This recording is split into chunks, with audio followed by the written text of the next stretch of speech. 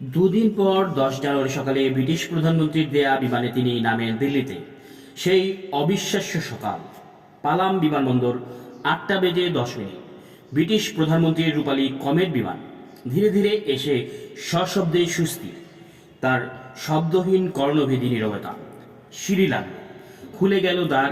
দাঁড়িয়ে সহাস্যে সুদর্শন দীর্ঘকায় রিজু নবীন দেশের রাষ্ট্রপতি অকস্মাৎ এক নির্বাক জনতার ভাষাহীন জোয়ারের মুখোমুখি। সুউচ্চ কণ্ঠে উচ্চারণ করলেন তিনি আবেগের বাঁধভাঙা দুটি শব্দ, জয় বাংলা। করতালি, উচ্ছ্বাস, আলিঙ্গন, তারপর আবেগের অশ্রুতেই এক মোহময় দৃশ্য।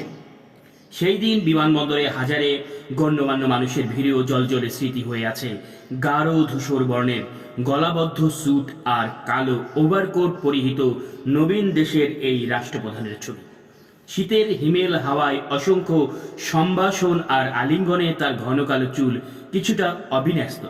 স্বাধীন বাংলাদেশের অভিজ্ঞতায় এই প্রথমবারের মতো দিল্লির আকাশে বাতাসে প্রতিধ্বনিত হল আমাদের রাষ্ট্রপতির সম্মানে 21 ভার তোপধ্বনি, কুচকাওয়াজ পরিদর্শন, তারপর ব্যাস ব্যান্ডে আমার সোনার বাংলা আর জনগণ মন, দুটি দেশকে উপহার দেয়া বাংলার এক অমর কবির দুটি গানের সুমধুর সুর।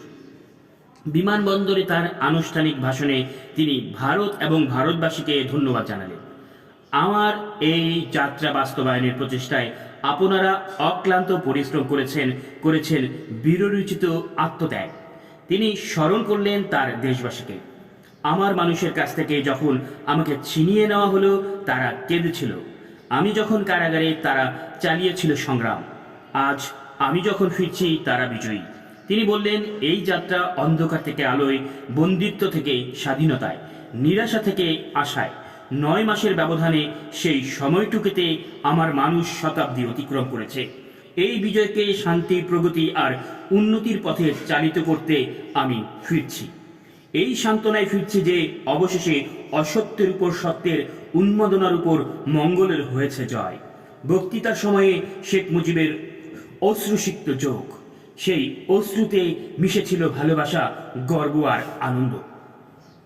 দিল্লিতে তাকে এক নজর দেখার জন্য হাজার হাজার মানুষ তীব্র শীত উপেক্ষা করে রাষ্ট্রপতি ভবন থেকে ক্যান্টনমেন্ট প্যারেড গ্রাউন্ডের রাস্তায় অপেক্ষা করছিল। কিন্তু অনির্ধারিত পথে শেখ মুজিবের শোভাযাত্রা রাষ্ট্রপতি ভবনে পৌঁছানোর কারণে অনেকেই তাকে দেখার সৌভাগ্য থেকে বঞ্চিত হন। সেই ভবনে ভারতের প্রধানমন্ত্রী ইন্দিরা গান্ধীর সঙ্গে তার বৈঠক হয়। নয়াদিল্লিতে এক বিশাল জনসভায় শেখ মুজিব ভাষণ দেন। তিনি প্রথমে ইংরেজিতে বলতে শুরু করলেও শ্রোতাদের দাবিতে ভাষণ শুরু করেন বাংলায়। তিনি বললেন, বাংলার দুঃখ মোচনে ভারতের সাহায্য ও সহযোগিতা অবিস্মরণীয় হয়ে থাকবে। শেখ মুজিবকে নিয়ে প্লেন দিল্লি ছাড়ল। প্লেনে সহযাত্রী ছিলেন আব্দুল সামাদ আজাদ, সপরিবারে কামাল হোসেন, ইন্স্যুরেন্স জগতে সুপরিচিত গোলাম মাওলা, সাংবাদিক আতাউস সামাদ আর ফারুক চৌধুরী।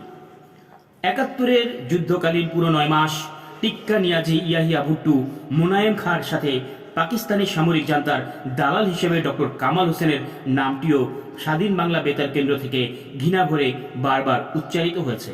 স্বাধীন বাংলা বেতার কেন্দ্র থেকে এম.আর. আখতার মুকুল তার চরমপত্রের ভাষায় পাকিস্তানি জামাই কামাইল্লাকে নিয়ে 3টি চরমপত্র পাঠ করেছিলেন। সম্ভবত এ কারণেই মুক্তিযুদ্ধে গুরুত্বপূর্ণ অবদান রাখা সত্ত্বেও এম.আর. আখতার মুকুলের ভাগ্যে কোনো রাষ্ট্রীয় পুরস্কার বা সম্মান জোটেনি। চরমপত্র নামের সেই জনপ্রিয় পত্রিকা লেখক এর নাটকীয় বৈঠকে বা পঠনে পাঠক এম.আর. মুকুলের যে পরবর্তী সময়ে তাদেরই বঙ্গবন্ধু অর্থাৎ শেখ মুজিব ধমক খেয়েছিলেন, তা তাদের আরেক প্রত্যক্ষদর্শী বন্ধু আব্দুল গাফর চৌধুরী তার এক লেখায় ফাঁস করে দিয়ে বলেছিলেন, মুকুল, তুই আর কোনোদিনই ফুটলি না রে। ডক্টর কামাল হোসেনকে শেখ মুজিবের সাথে নিয়ে আসার ঘটনা অনেকের মনেই প্রশ্নের জন্ম দিয়েছিল। অনেকেই বলেছেন শেখ মুজিবের পাশে ডক্টর কামালকে কেমন যেন বেখাপ্পা মনে হচ্ছিল। প্লেনে শেখ মুজিবের বেশিরভাগ সময় কেটেছিল পররাষ্ট্রমন্ত্রী আব্দুল সামাদ আজাদের সঙ্গে একাত্ম আলাপ আলোচনা। দেশের মানচিত্র সংবলিত জাতীয় পতাকা বদলায় কি করে, শেখ মুজিবের জিজ্ঞাসা। অস্থায়ী প্রধানমন্ত্রী তাজউদ্দিনের ব্যাপারে কিছু প্রাথমিক পদক্ষেপ হয়তো নিয়েছেন। ছাত্রলীগের নেতাদের সঙ্গে তার নাকি এ ব্যাপারে আলাপ আলোচনা হয়েছে, উত্তরে বলা হলো। জাতীয় সঙ্গীত সুন্দর, কিন্তু জনপ্রিয় এই সঙ্গীতের সুরটি যে রক্ত টকবগানো নয়, কিন্তু তবুও তো মেনে নিতে হবে। লাখো শহীদের রক্ত স্মৃতি জড়ানো এই গান, শেখ মুজিব বলেন।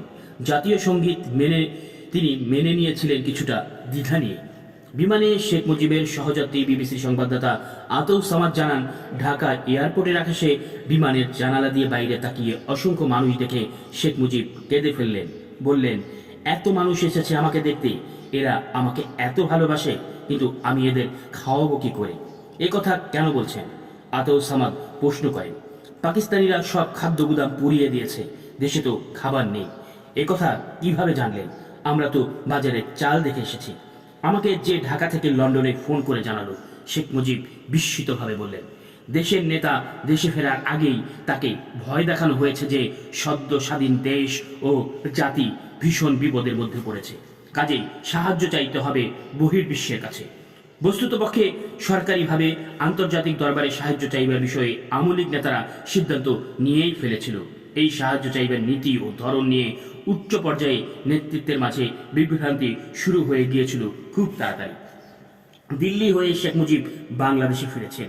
এদিকে টিভিও বেতারে ব্যারিস্টার মওদুদ আহমেদ পরবর্তীকালে বিএনপি সরকারের মন্ত্রী শেখ মুজিবের আগাম বার্তা ও সেই সাথে যথেচ্ছ গুণগান প্রচার করতে গিয়ে এমন সব তথ্য পরিবেশন করে যাচ্ছিলেন যার সাথে সত্যের কোনো সম্পর্ক ছিল না। তিনি এক পর্যায়ে কিভাবে শেখ মুজিবের নেতৃত্বে 1952 সালের 21শে ফেব্রুয়ারি ভাষার দাবিতে ঢাকার রাজপথে রক্তে রঞ্জিত হচ্ছিল তারও ভিত্তিহীন ও কাল্পনিক বর্ণনা দিয়ে যাচ্ছিলেন। অথচ শেখ মুজিব ওই সময় ভিন্ন মামলায় বন্দী হিসেবে ফরিদপুর কারাগারে। ইতিহাসের কি নির্মম পরিহাস! আজ আওয়ামী লীগ শেখ মুজিবকে যে ভাষা সংগ্রামী বলেও দাবি করে, তার সূচনা হয়েছিল পরবর্তীকালে প্রভাবশালী রাজনৈতিক দল বিএনপির একজন গুরুত্বপূর্ণ নেতা মওদুদ আহমেদের কণ্ঠে।